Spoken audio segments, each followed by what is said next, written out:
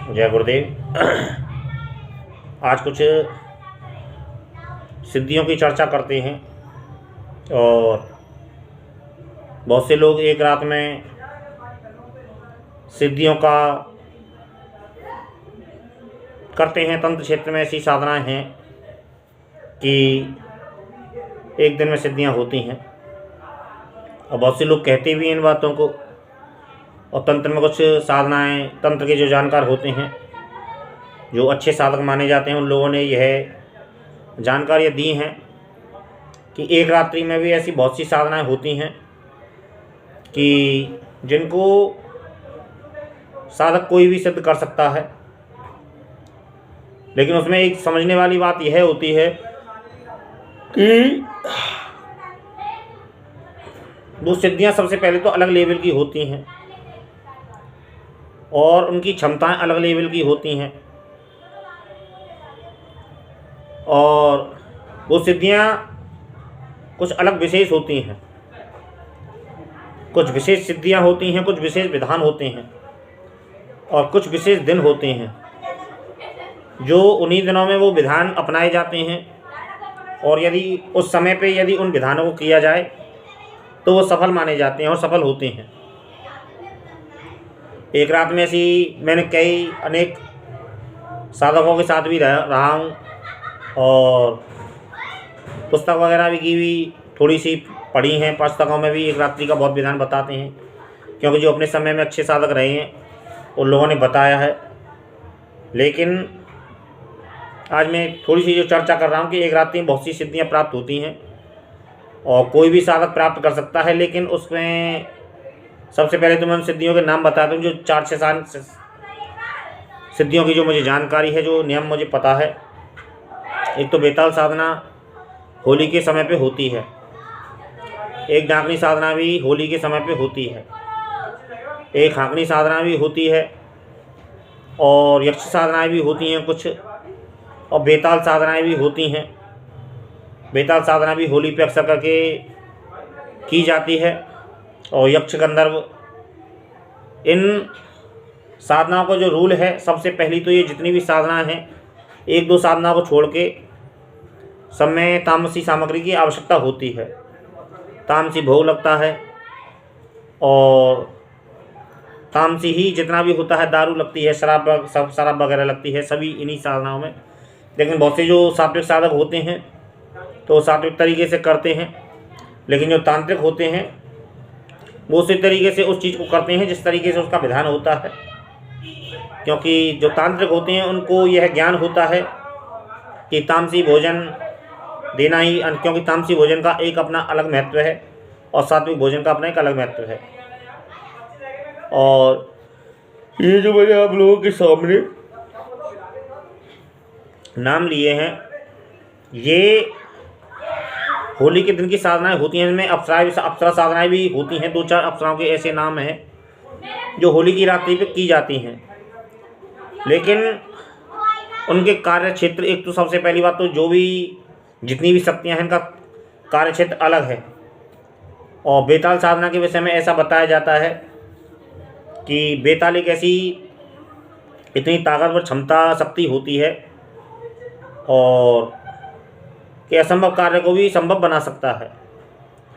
और आज मैं आप लोगों को एक जानकारी और दूं कि आप लोगों ने कामिया सिंदूर का नाम सुना होगा, जो कामरूप कामाख्या से प्राप्त होता है। और अब ज़्यादा जानकारी तो खैर भी नहीं है मुझे, लेकिन फिर भी जितना मैं जानता हूँ ऐसा बताया जाता है कि कामिया सिंदूर का ये असर होता है कि यदि हम उसको अपने माथे पर तिलक लगा के शीशे के सामने जाएं तो शीशा चटक जाता है। ये कामिया सिंदूर की असली पहचान है। लेकिन बाज़ार में नकली मिलता है। तो कामिया सिंदूर जो होता है, और भी ऐसी बहुत सी दुर्लभ चीज़ें होती हैं जिनको यदि तुम्हारे पास में यदि साधना ये सिद्धि प्राप्त है तो तुम्हें कामिया सिंदूर बेताल ला के दे सकता है। और भी ऐसी बहुत सी गुप्त जगह होती हैं और बहुत से ऐसे पत्थर होते हैं और बहुत से ऐसे नगीने होते हैं जो तुमको ला के दे सकता है। और भी ऐसे अनेक कार्य होते हैं। लेकिन जो होते हैं वो हर किसी के बेताल साधना एक तामसी सात्विक साधना भी होती है, सात्विक विधि से भी की जाती है और तामसिक विधि से भी की जाती है, और ज़्यादा लंबी साधना होती नहीं है। बेताल साधना जो होती है वो ज़्यादा लंबी नहीं होती है। 21 दिन से ऊपर की साधना वैसे तो 7 दिन की होती है, लेकिन 7 दिन की वो उन लोगों के लिए होती है जो वास्तविकता में साधक हैं और जो पूरी रात्रि जाप कर सकते हैं। उन लोगों को 7 रात्रि तक में, 7 रात्रि लास्ट दिन होता है, 1 से लेकर 3 दिन, 7 दिन तक, 11 दिन, ज़्यादा से ज़्यादा 11 दिन तक में, 11 दिन की साधना में वो बेताल और ये जो मैंने जितनी भी शक्तियों का नाम लिए हैं, ये इतने इससे ज़्यादा लंबा समय खींचते नहीं हैं, क्योंकि इनके अपने नियम हैं, इनके अपने कार्यभार हैं। और जितनी वैदिक साधनाएं जो होती हैं, वैदिक साधनाओं में जो होती हैं उनमें थोड़ा सा समय लगता है, जो सात्विक, क्योंकि वो सात्विकी होती हैं।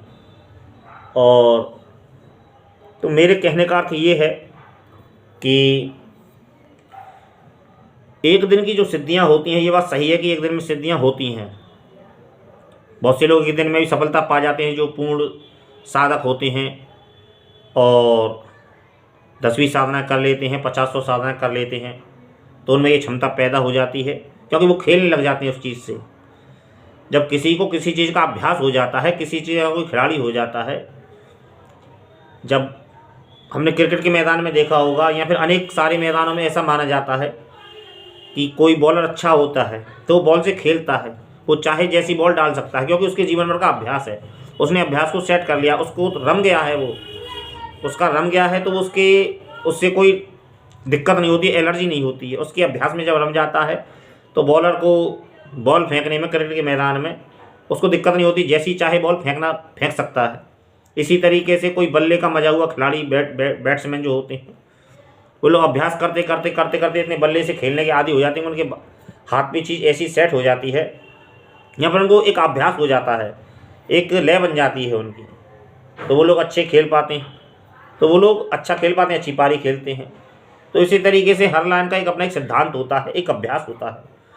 जब हम 10वीं साधना कर लेते हैं और 10वीं साधना को सिद्ध करने के बाद में, प्रत्यक्षीकरण करने के बाद में, जब हमको पूर्ण एहसास हो कि हाँ हमारे अंदर कोई सत्ता है, हमारे अंदर कोई शक्ति मौजूद है, हमारे सामने कोई शक्ति मौजूद है, हमारे बगल में कोई शक्ति मौजूद है, हमारे इधर कोई शक्ति मौजूद है, तो उनका इतना एक कॉन्फिडेंस, एक अभ्यास, एक ऐसा लेवल बन जाता है कि वो किसी भी साधना को, जो साधना विशेष दिन होते हैं, जो एक दिन में वो साधना सिद्ध कर लेते हैं। और अघोर पंथ की भी ऐसी साधनाएं होती हैं। तो कहने का प्रयास मेरा केवल इतना है, ये बात सही है कि एक रात में भी सिद्धियां होती हैं, और एक रात में सिद्धियां होने के बावजूद भी ऐसी अनेक अप्सरा वगैरह भी साधना हैं, और यक्षणी साधना वगैरह भी होती हैं, कुछ विशेष यक्षणियाँ होती हैं जो विशेष दिन पे होती हैं। तो सिद्धियां तो एक दिन में और 7 दिन में और 21 दिन में होती हैं, लेकिन समझने वाली बात यह है कि हर किसी के लिए नहीं होती हैं। जिसे गुरु मंत्र का ज्ञान नहीं है, जिसे स्वयं यही पता नहीं है कि साधनाएं होती कैसे हैं, कहीं से सुन लिया, कहीं से यूट्यूब पे देख लिया कि इस मंत्र को जप लो और तुमको सिद्धि प्राप्त हो जाएगी 21 दिनों में, और कहीं से कोई मंत्र ले लिया, कहीं यूट्यूबर से कोई वीडियो चला रहा है, कोई अपना बना रहा है वीडियो, उससे कोई मंत्र ले लिया और साधना करने बैठ गए, कुछ हुआ नहीं। और कुछ लोगों के साथ में ऐसा होता है कि कुछ अजब होता है। तो ऐसी साधनाएं नहीं होती हैं। साधना सिद्धियों का अपना एक विधान है, उसका एक नियम होता है, उनका अपना एक कायदा कानून होता है, अपना एक उनका दायरा होता है। और फिर उससे भी बड़ी बात यह होती है कि हमको यह ज्ञान होना चाहिए कौन सी चीज़ क्या काम करती है।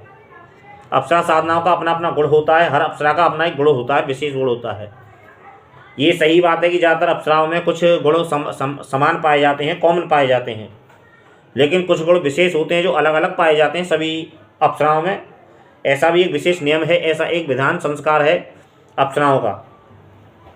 और इसी तरीके से यक्षिणियों में भी यही बात मानी जाती है, यक्षों में भी यही बात मानी जाती है कि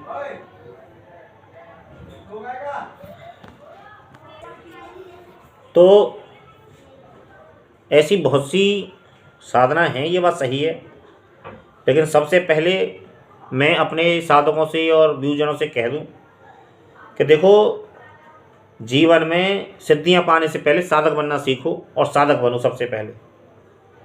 सबसे पहले गुरु मंत्र का जो बल होता है, हमें सर्वप्रथम इसकी आवश्यकता होती है, और एक गुरु की आवश्यकता होती है और गुरु मंत्र की आवश्यकता होती है।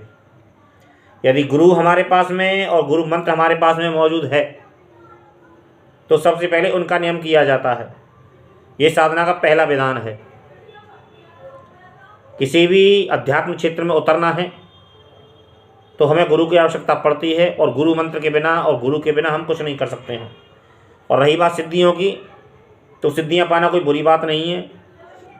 और एक बात कहूँ मैं कि मैं पूछता हूँ, मेरे पास में फ़ोन वगैरह आते हैं कि भाई, जब उनसे उद्देश्य पूछा जाता है कि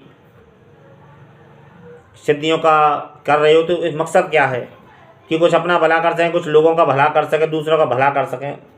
तो भलाई के विषय में मैं एक बात बता दूं कि भला जो करने के जो तुम्हारे दिमाग में ख्यालात हैं, ख्यालातों को, इन दिमाग में से, इन चीज़ों को निकाल दो अपने दिमाग में से कि तुम किसी का भला कर सकते हो। किसी आदमी की इस दुनिया में किसी की हैसियत नहीं जो किसी का भला कर सके।